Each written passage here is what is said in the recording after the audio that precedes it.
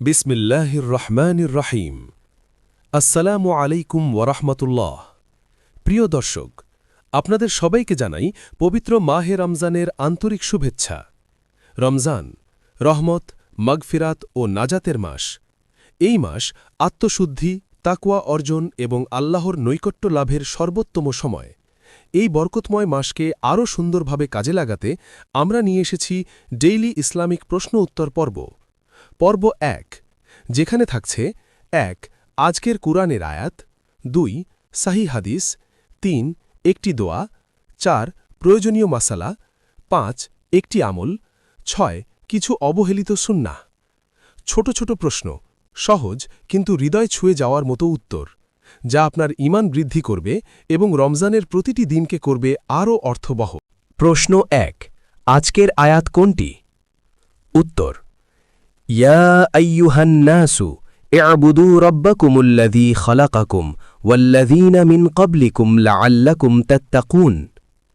অর্থ, হে মানুষ, তোমরা তোমাদের প্রতিপালকের ইবাদত করো, যিনি তোমাদের ও তোমাদের পূর্ববর্তীদের সৃষ্টি করেছেন, যাতে তোমরা মুত্তাকি হতে পারো। সূরা আল বাকারা, আয়াত ২১। শিক্ষণীয় বিষয়: ১. আল্লাহই একমাত্র ইবাদতের যোগ্য। ২. মানুষ ও পূর্ববর্তী সব জাতির সৃষ্টিকর্তা একমাত্র আল্লাহ। ৩. ইবাদতের মূল লক্ষ্য হল তাকওয়া অর্জন। ৪. রমাদান তাকওয়া গঠন। প্রশ্ন ২. রমাদান সম্পর্কে আজকের হাদিস কি? উত্তর, মান সামা রমাদানা ঈমানান ওয়া ইহতিসাবান গুফিরা লাহু মা তাকদ্দামা মিন যামবিহি। অর্থ, যে ব্যক্তি ঈমানের সাথে এবং সওয়াবের আশায় রমাদান মাসে সিয়াম পালন করে, তার পূর্বের সকল গুনাহ ক্ষমা করে দেওয়া হয়। সহিহ বুখারী ১৯০১। শিক্ষণীয় বিষয়: সিয়াম শুধু না খেয়ে থাকা নয়, বরং ঈমান ও নিয়তের বিষয়। একমাত্র আল্লাহ সন্তুষ্টির জন্য রোজা রাখতে হবে। রমাদান গুনাহ মাফের সুবর্ণ সুযোগ। আন্তরিকতা থাকলে আল্লাহ ক্ষমাশীল। প্রশ্ন ৩. আজকের দোয়া কি? উত্তর, আল্লাহুম্মা আহসানতা খালকি ফাআহসিন খুলুকি। অর্থ, হে আল্লাহ, আপনি আমার বাহ্যিক আকৃতি সুন্দর করেছেন, সুতরাং আমার চরিত্রও সুন্দর করে দিন। মুসনাদ আহমদ ৫০৭। শিক্ষণীয় বিষয়: ১.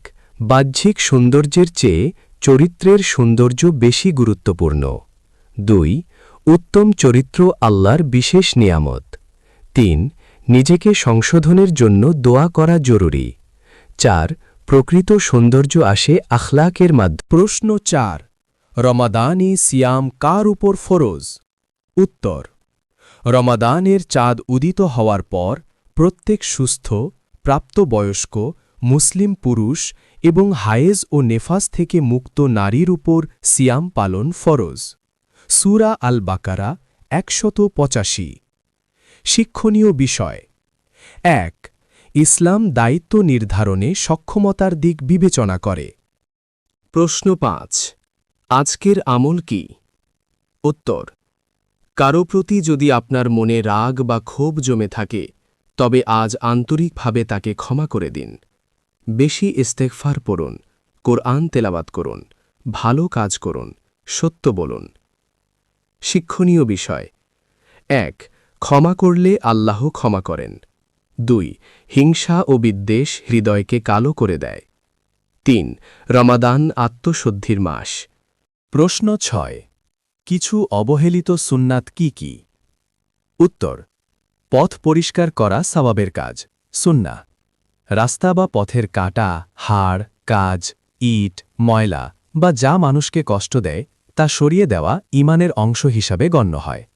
এই সুন্নাত ও সৎকর্ম আমাদেরকে আমল করতে উদ্বুদ্ধ করে। মুসলিম ৩৫। শিক্ষণীয় বিষয়: ১. পরিচ্ছন্নতা ঈমানের অংশ। ২. মানুষের কষ্ট দূর করা বড় সওয়াবের কাজ। ৩. ছোট আমলও আল্লাহর কাছে মূল্যবান। ৪. সমাজকে নিরাপদ রাখা ইবাদতের অন্তর্ভুক্ত। প্রশ্ন ৭. ঈমানের শাখা সম্পর্কে কি বলা হয়েছে? উত্তর, ঈমানের রয়েছে ৭৭টি শাখা, তার মধ্যে সর্বোচ্চ হল লা ইলাহা ইল্লাল্লাহ বলা এবং সর্বনিম্ন হল রাস্তা থেকে কষ্টদায়ক বস্তু সরিয়ে দেওয়া। সাহি বুখারী, সাহি মুসলিম। তাই জিকিরটি বেশি বেশি পড়ুন। শিক্ষণীয় বিষয়: ঈমান শুধু বিশ্বাস নয়, আমলের সাথেও সম্পর্কিত। তৌহিদ ঈমানের সর্বোচ্চ স্তর। সামান্য ভালো কাজও ঈমানের অংশ। বাস্তব জীবনে ঈমানের প্রকাশ ঘটাতে আজকের বিষয় নিয়ে নিজের কাছে প্রশ্ন করুন। ১. আমি কি মানুষের চলার পথ থেকে কষ্টদায়ক কিছু সরিয়েছি? ২. আমি কি ছোট ভালো কাজগুলোকে গুরুত্ব দিচ্ছি? ৩. আমার ঈমান কি শুধু মুখের কথায় সীমাবদ্ধ? অবশ্যই আপনার করা কিছু ভালো কাজ কমেন্ট করে জানিয়ে দিবেন, যাতে করে অন্যেরাও করতে পারে। প্রিয় দর্শক, আজকের আয়াত, হাদিস ও সুন্নাহ থেকে আমরা শিখলাম ছোট আমলও আল্লাহর কাছে অনেক মূল্যবান। আসুন আজ থেকেই আমরা নিজের ঈমানকে কাজে প্রমাণ করি, ভালো কাজ ছড়িয়ে দিই, মন্দকে দূরে রাখি। ভিডিওটি ভালো লাগলে লাইক, শেয়ার ও সাবস্ক্রাইব করতে ভুলবেন না। আল্লাহ আমাদের সবাইকে আমল করার তৌফিক দান করুন। আসসালামু আলাইকুম।